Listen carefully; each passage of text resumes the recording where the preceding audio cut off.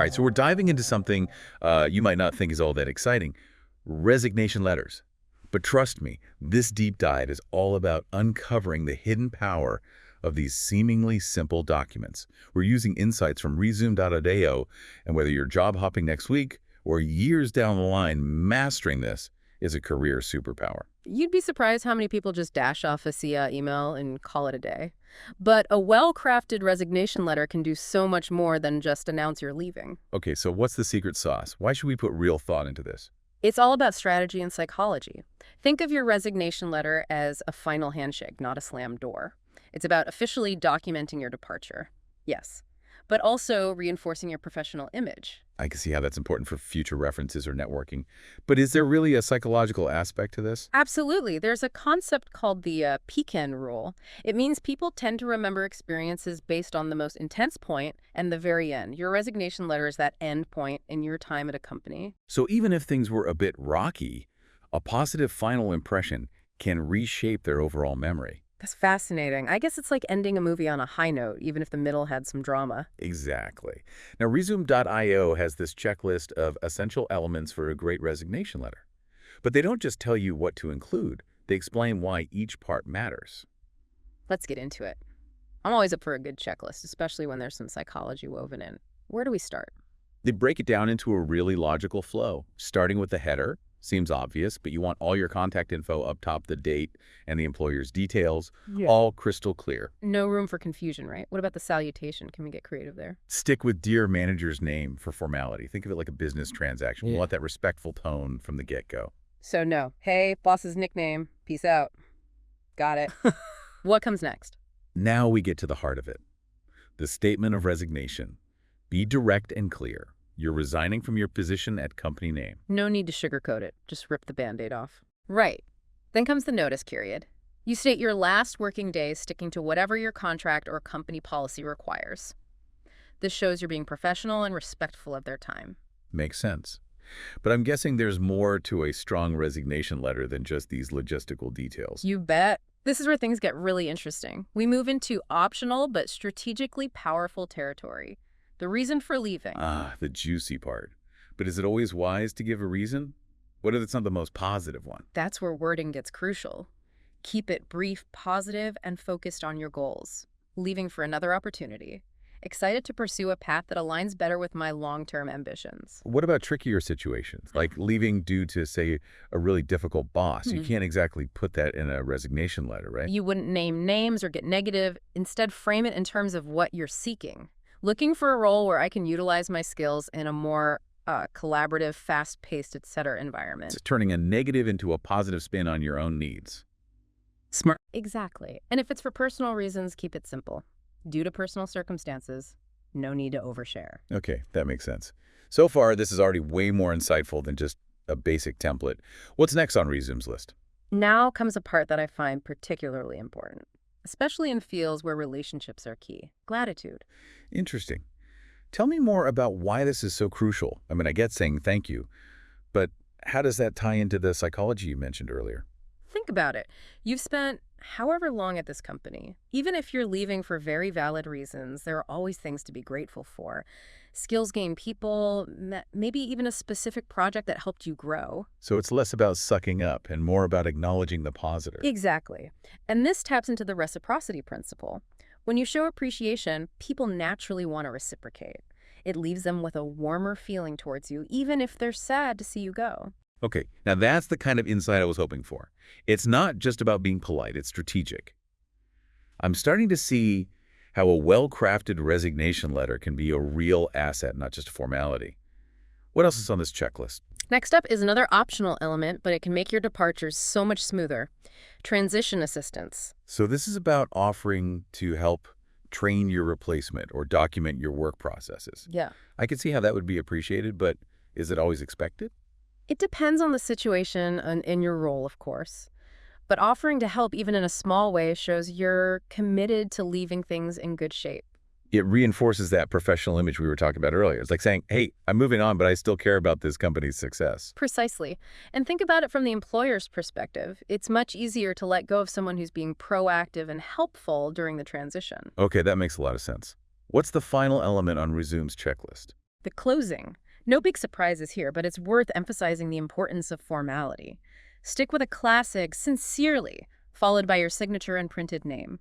It's a simple detail that reinforces the professional tone of your letter. It's like putting a neat little bow on the package. So we've covered the key elements and the why behind them, but Rezoom.io also provides actual resignation letter examples, right? Hmm. What are those like? They offer a few different options, each tailored to a specific situation. It's fascinating to see how slight shifts in wording can make a big difference in tone and impact. Okay, I'm intrigued. Walk me through some of these examples. First, there's the basic resignation letter. It's straightforward and concise, hitting all the essential elements we've discussed. Perfect for when you want to keep things simple and to the point. I can see that being a go-to for a lot of situations. What about when you need to provide more context? That's where the resignation letter with reason comes in. It's similar to the basic letter, but includes a brief, positive explanation for your departure. Like we talked about earlier, framing it around your own career goals or the type of environment you're seeking. Exactly. Then there's the resignation letter for personal reasons.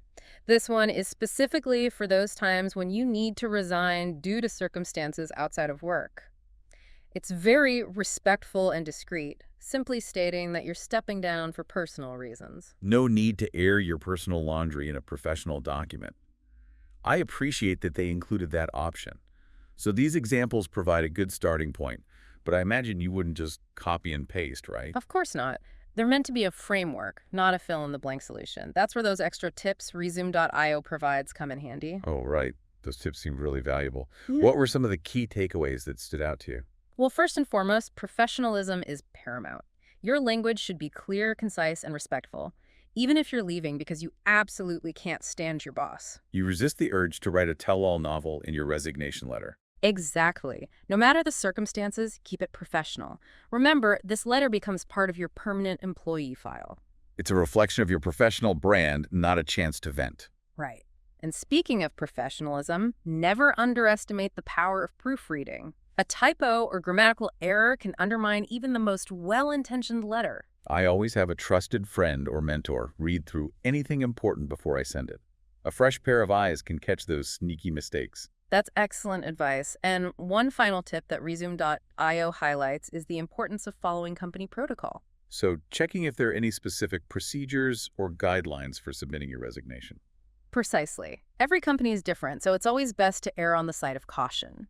You might need to submit your letter to HR, have a face-to-face conversation with your manager first, or follow a specific format. Okay, that's good to keep in mind. So templates and examples are great, but the real key is tailoring them to your specific situation and following company procedures. Absolutely. And this is where that personal touch can really shine through. Rezoom.io emphasizes the importance of highlighting your achievements, expressing genuine gratitude, and even offering specific ways to help with the transition. It's those little touches that can transform a standard resignation letter into something memorable, leaving a truly positive final impression. And a positive final impression can lead to a smoother resignation process overall. Speaking of which, does Rezoom.io have any advice on navigating that final stage of departure? They do. They really stress the importance of planning ahead. Make sure you have another job lined up or a clear plan for your next steps before you resign. That makes sense. It's hard to think clearly about the future when you're in the midst of leaving a job. Right. And clear communication is crucial. Have that conversation with your manager directly before submitting your formal letter. And even if you're feeling burnt out or frustrated, maintain a professional and positive attitude throughout your remaining time. Absolutely. And be prepared for a potential exit interview. This is a chance to provide constructive feedback and maybe even offer suggestions for improvement. It's our opportunity to share your insights and potentially help the company grow even as you move on to your next chapter. So it sounds like with a little preparation and the right approach, resigning doesn't have to be this dreaded, awkward experience. Exactly. It can actually be a positive and empowering step in your career journey. It's interesting how Rezoom.io frames it, not as burning bridges, but as building a stronger foundation for the future. That's the key takeaway here. And Resume.io also mentioned a Forbes guide to resigning professionally. That might be worth checking out for even more insights. We'll definitely link to that in the show notes for our listeners who want to dive even deeper. You know, it's funny. I used to think resignation letters were just a formality, a bit of paperwork on the way out the door. But this deep dive has totally changed my perspective. I'm glad to hear that. It's amazing how much strategic thinking and psychology can go into something as seemingly simple as a resignation letter. It's a reminder that even when we're moving on, we can still make choices that shape our professional reputation and set us up for success in the future. Well said. As we wrap up, I'd encourage our listeners to view their next resignation letter, whatever that may be, as an opportunity. It's a chance to reflect on what you've learned, what you're grateful for, and what you want to prioritize in your next role. It's like closing one chapter with intention and grace so you can open the next one feeling confident and prepared. So to our listeners out there, remember, a resignation letter is more than just a goodbye. It's a chance to leave a lasting positive impression and set yourself up for an even brighter future.